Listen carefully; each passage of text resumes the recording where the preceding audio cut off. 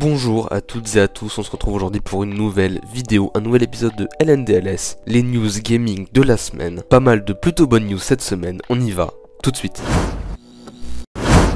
À cause de la pénurie actuelle, Sony, avec l'aide de l'État japonais, envisagerait de construire une nouvelle usine de puces au Japon. Avec cette pénurie de puces électroniques qui perdure et qui pourrait se poursuivre jusqu'à l'horizon de 2023 à peu près, Sony voudrait co-construire avec TSMC, le plus important fabricant de puces du monde, une nouvelle usine sur le territoire japonais. Ce serait logique vu qu'ils ont envie de produire plus de consoles, en vendre plus. Et que c'est assez compliqué d'avoir une PS5 et une Xbox Series X ou S ces temps-ci à cause des pénuries de puces actuelles. Je sais pas si vous vous souvenez, il y a quelques temps je vous avais dit que d'après les nouvelles rumeurs, le studio Virtuos serait en train de travailler sur un remake de Metal Gear Solid 3. Et grâce aux recherches de VGC, ça se confirme encore plus. Car après avoir regardé le compte LinkedIn d'un des développeurs de Virtuos, il dit travailler sur un remake d'un jeu encore non annoncé, un AAA d'action-aventure. Et ça ressemble pas mal à Metal Gear Solid 3. Donc les indices se resserrent et ça devient de plus en plus concret. Je l'avais également déjà évoqué dans la dernière vidéo, le fait que EA Sports voulait peut-être changer le nom de sa franchise FIFA. Et très récemment, EA Sports a fait un dépôt de marque du nom de EA Sports FC. Un titre assez générique, donc on se demande si c'est peut-être un placeholder en attendant quelque chose de un petit peu plus précis, mais ce serait peut-être le nouveau titre de FIFA. Si vous voulez mon avis, c'est un peu trop long, c'est beaucoup trop long même, et c'est vraiment pas très beau. EA Sports FC, c'est pas clair non plus, donc j'espère que c'est un placeholder et que ce sera changé dans les jours ou semaines à venir. Ça reste à voir. Annoncé en juillet 2020 et particulièrement discret depuis, le jeu Xbox Avowed de chez Obsidian serait passé en pré-alpha. Visiblement il serait donc sorti de pré-production il y a peu et viserait maintenant une première version jouable. Alors ça veut pas dire qu'on est proche de la sortie, pas du tout, mais juste que ça y est, le code du jeu commence à être terminé et que le jeu peut être joué. Qui peuvent marcher dans la map, ce genre de choses, ça veut pas dire que toute l'histoire est finie. Si c'est une première version jouable, on est quand même assez loin d'une sortie. Les sources de Windows Central auraient également livré pas mal de détails sur le gameplay et le background de l'aventure qui incarnerait la version maison de la formule Elder Scrolls, donc en gros une version Xbox de Elder Scrolls. Donc un RPG un peu occidental en vue à la première personne dans un univers fantasy. Donc ce serait pas révolutionnaire niveau histoire, un RPG assez basique. Le jeu It Takes Two, un petit jeu vidéo d'aventure édité par EA et développé par Hazelight Studios, étant sorti le 26 mars 2021 et développé par le studio de Joseph Fares, c'était leur deuxième jeu après A Way Out, qui avait été très bien reçu également, dépasse les 3 millions de ventes. C'était un jeu en coop qui a été pas mal aimé, alors c'est une très bonne nouvelle pour le studio et pour le jeu. Sortie depuis le 8 octobre, la Switch OLED démarre mieux que la Switch Lite au Royaume-Uni. Ce nouveau modèle OLED a dû manifestement capter l'intérêt des joueurs britanniques apparemment, même si on n'a pas eu de chiffres exacts pour l'heure. Mais le site gamesindustry.biz parle d'un lancement nettement plus important que celui de la Switch Lite, donc les affaires vont bien pour Nintendo. Pour fêter les 5 ans du PlayStation VR, PlayStation annonce que 3 jeux bonus du PS Plus en VR seront ajoutés pour le mois de novembre. Alors à ce jour, donc le 17 octobre, quand la vidéo sort, on n'a toujours pas le nom des jeux, on sait toujours pas de quel jeu il s'agit, mais bon, ça fait plaisir, 3 jeux en plus sur le PS Plus, c'est assez notable. Surtout des jeux VR, il y en a pas souvent, j'espère que ce sera des bons jeux, et des gros jeux surtout, comme par exemple, je ne sais pas, Beat Saber, ce serait excellent d'avoir Beat Saber gratuitement, surtout en préparation de la nouvelle génération de PlayStation VR qui devrait arriver en 2022.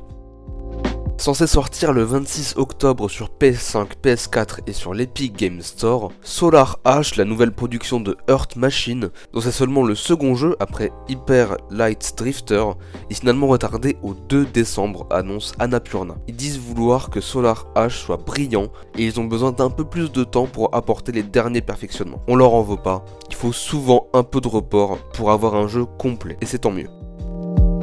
Le mode de jeu Hazard Zone, qui était resté secret pendant pas mal de temps dans Battlefield 2042, a enfin été révélé au public, et comme on s'en doutait d'après les leaks, il emprunte beaucoup au jeu Escape from Tarkov. Donc dans ce mode Hazard Zone, il n'est pas question de grandes cartes avec des centaines de joueurs comme dans le mode Conquête, mais c'est plutôt une trentaine de soldats, 32 sur les consoles next-gen et PC, mais 24 sur PS4 et Xbox One, des joueurs répartis en escouade de 4 joueurs et chargés de récupérer des disques de données cachés quelque part sur le champ de bataille. Toutes les escouades ont le même objectif et même si la priorité reste de récupérer les données et de s'extraire via un hélicoptère, il faut aussi affronter les autres assaillants. Alors ce mode de jeu prendra place sur les mêmes cartes que dans les modes classiques, mais décliné en version un petit peu moins large pour accueillir moins de joueurs. Donc c'est vraiment un Escape from Tarkov, mais à la sauce Battlefield. Je trouve que c'est mieux d'essayer de faire quelque chose comme ça plutôt que de faire un énième Battle Royale qui n'avait pas très bien fonctionné sur Battlefield 5.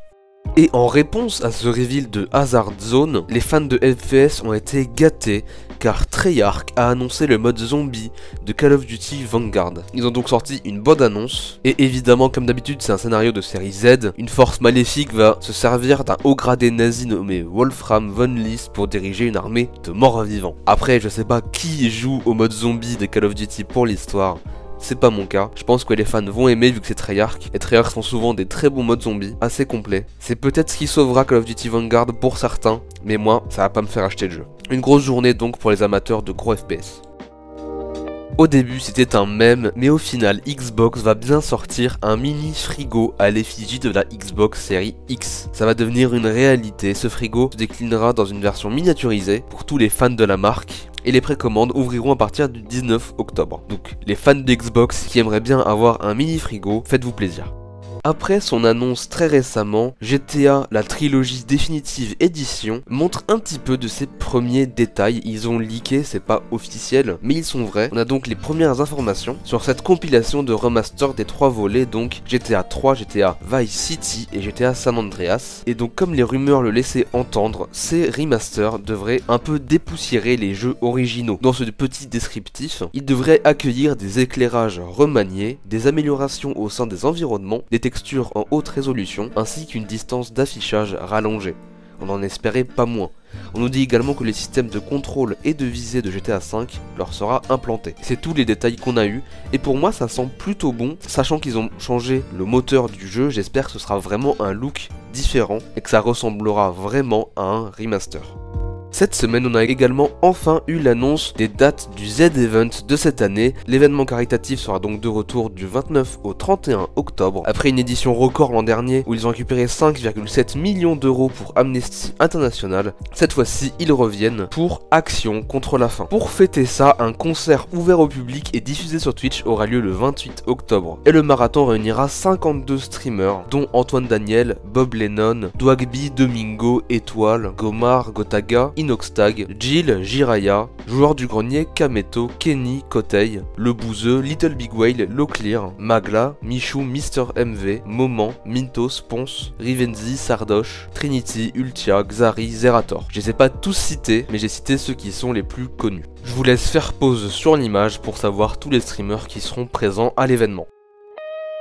Et voilà, c'est la fin de cet épisode de LNDLS, j'espère que ça vous aura plu. Si ça vous a plu, n'hésitez pas à le montrer en likant la vidéo ou en vous abonnant à la chaîne, ça m'aiderait beaucoup. Si vous avez des questions ou des remarques, n'hésitez pas à laisser un commentaire, je vous répondrai. Je vous souhaite une bonne fin de semaine et je vous dis à la prochaine.